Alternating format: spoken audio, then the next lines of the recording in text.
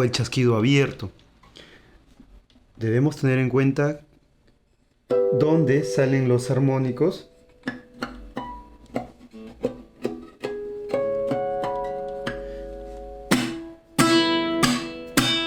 y en ese punto donde salen los armónicos, si atacamos va a resaltar ese armónico, va a sonar aquí también.